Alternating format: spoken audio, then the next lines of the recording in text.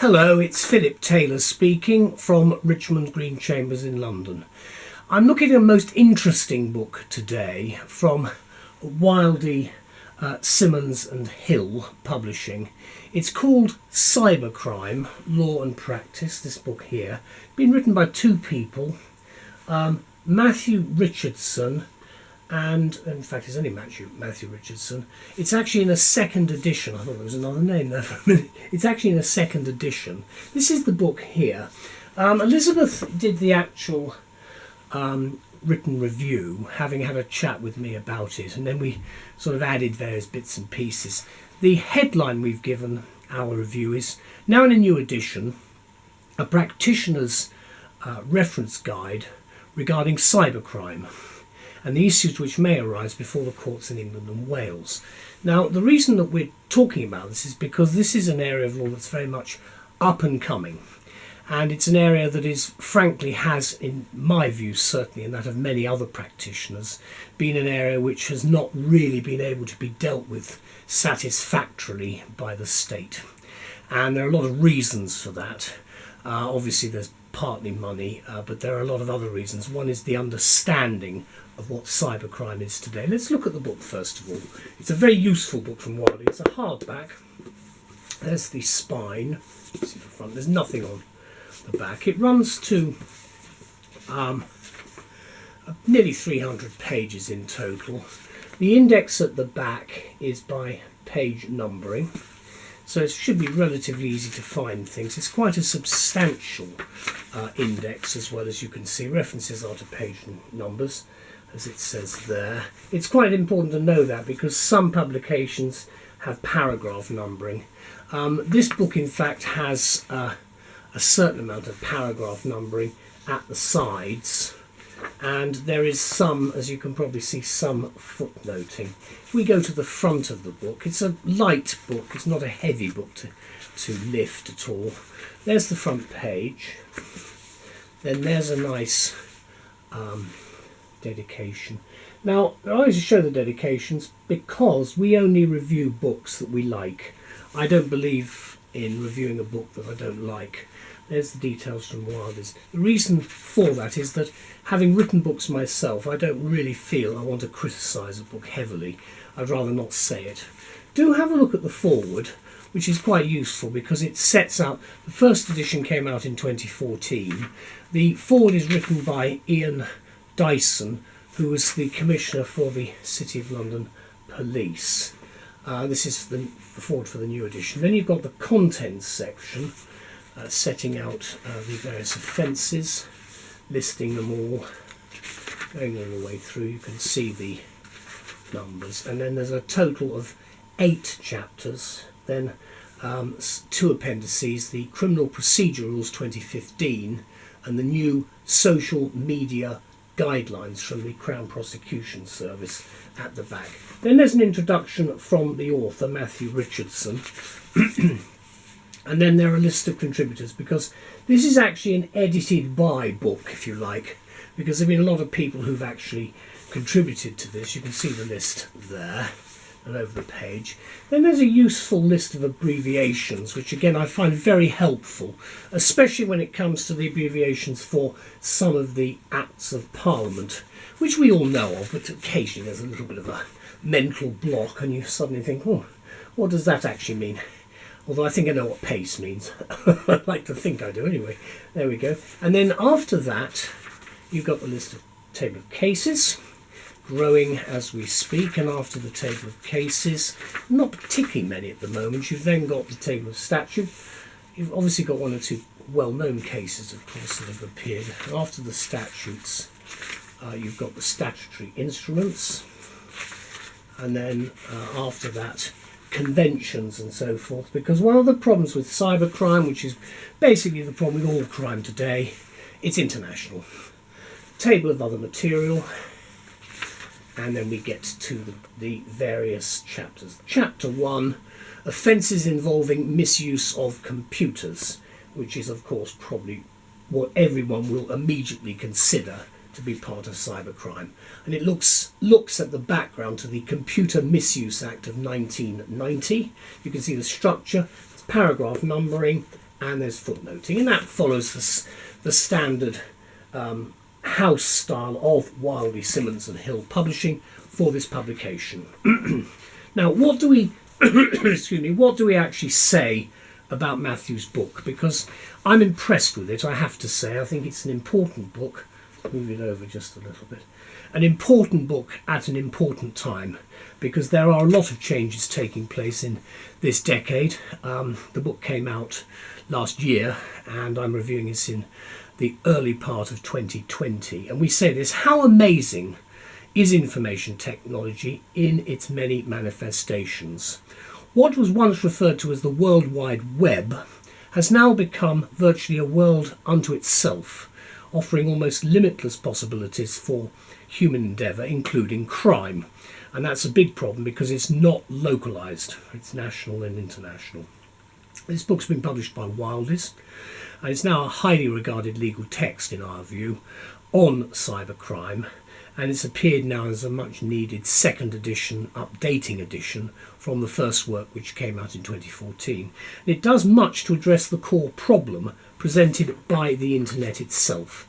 And we are actually going to be getting more books in this area. The core problem namely being that it is largely unregulated and therefore provides a vast and tempting area of opportunities for criminals. And that has been one of the biggest single problems. It allows a huge amount of fraud and corruption to take place, theft, very basic criminal offences, and effectively you've got a complete breakdown in the criminal justice process because people have been getting away with these crimes for a very long time, making a great deal of money, and there are a very large number of victims. The problem is that they're not being dealt with properly. The law enforcement agencies have got the problem. That is more of a criminological approach. But the author here, Matthew Richardson, heads a team of 6 expert contributors who provided a carefully researched, detailed and accessible overview of computer-specific crime, as well as conventional crime carried out primarily by means of computer technology. And that, of course, is the biggest problem that we've got today, because this type of crime is no longer the Sweeney type of smash and grab with bank robbers, blagging, and all the other things you accept or expect with old-style criminal behaviour. This is modern criminal behaviour, and obviously the misuse of computers is one of the main areas that it occurs. Now, the book, says the author, is not intended as an academic treatise, and it certainly isn't. It's very much of a practitioner's guide in my view. Rather, it's a practitioner's reference guide regarding cybercrime and the issues which may arise before the courts of England and Wales. And that's basically his mission statement. And the issues discussed in the book, and of course there are many now appearing on the market, refer to relevant cases, especially those focusing on jurisdictional issues, given the global reach of the internet.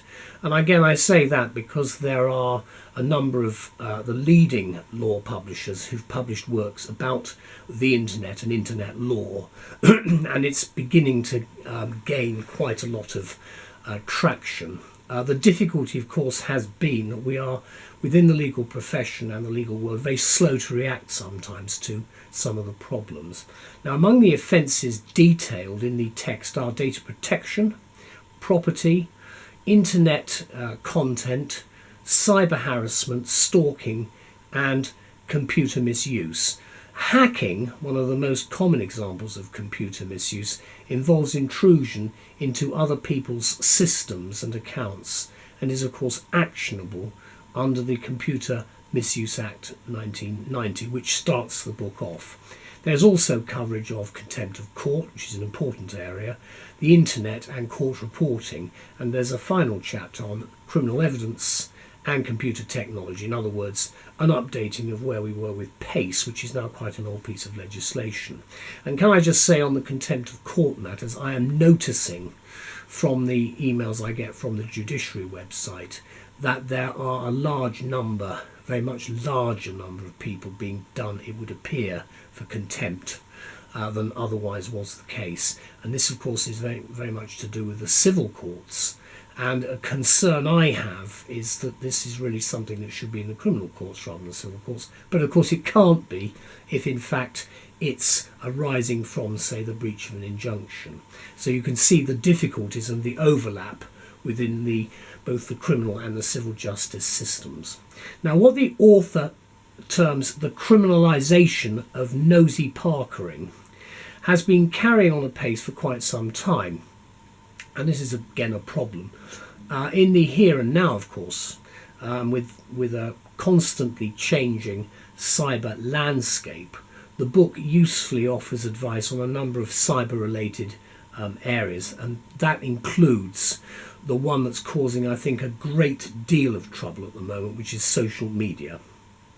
And of special interest to prosecutors, and this is only one example, is of course the material which has now been put in Appendix 2 of the book, which is on new social media guidelines from the Crown Prosecution Service. I think as they welcome, the CPS really need, I suggest, to have a bigger profile, because they are actually the prosecuting authority, and yet a large number of people don't really know what they do, and they could use a bit of public legal education, getting out there and explaining what is going on, because I think the public would like that and certainly deserve to know a little bit more about the activities of the CPS and what they're doing in this area. And Part B, of course, in particular, outlines a range of social media offences in the book, most of which are frighteningly topical. That includes the VAWG strategy referring to violence against women and girls. It also points out that men and boys are also victims of this category of crime, which is recognised, of course, by the Crown Prosecution Service. The difficulty, again, with the social media offences is the fact that there are no boundaries. This jurisdictional problem is a major issue. It has been with the granting of an injunction, say in England and Wales, which has no effect in Scotland, for instance. And of course now we are living in a global community where many of the perpetrators of these outrages, and they are outrages, are not here, they're abroad. And that is the way it's going to continue. And obviously the only answer to that is to have some agreeable international treaties where we can exchange information and we can try to stamp out the problem. It's a long-term difficulty, and it'll be the whole of this century that we'll have to try to grapple with these problems, because it's not going away quickly. Let me say finally that financial crime, of course, takes up a large part of this excellent text. We found it very helpful. It also functions, in my view, the text as a ready reference for the table of cases it gives us. That includes also statutes, statutory instruments, the conventions and the other material, all listed at the front. And of course, as the growth of cybercrime mirrors the growth of cyber use, especially in the financial sector, this is a work of reference that no lawyer, especially in England and Wales, can really do without. And can I just say again that Wildy do produce, I think, really top quality practitioner titles for us, which are extremely helpful to those, perhaps like myself, who have not quite as much knowledge as the main practitioners in the field, because I'm out of date with part of it. But the reason that they are useful is because they are also useful for ordinary people who might be looking at this area and trying to understand what the law and practice is in relation to what is called cybercrime. There's no hyphen in between, we just call it cybercrime. The date of the publication of the hardback is the 29th of November 2019. Let's just have one last look. There's the front, and then there's the spine. If I just open it in the middle, we're looking here. Offences involving communications. Now, communications can mean a whole range of different things. There are a large number of different types of communication, and there are lists concerning what we've actually got here is the procedure and sentencing. But if you go a little bit earlier into the book, you can see the introduction. And of course, again, there has been relatively recent legislation. That's the Communications Act itself, which is looking specifically at where we are at the moment. And I suspect a lot of that information will be updated as the years go by. And if I can just show you the appendix, that is about social media. I did think that was important, and I'm very glad that Matthew has included that in the book. And let me just end by saying thank you to Wildy, to Andrew Riddoch and everybody involved who's produced this work, because it does make our lives easier. So a big thank you to everyone. Bye-bye.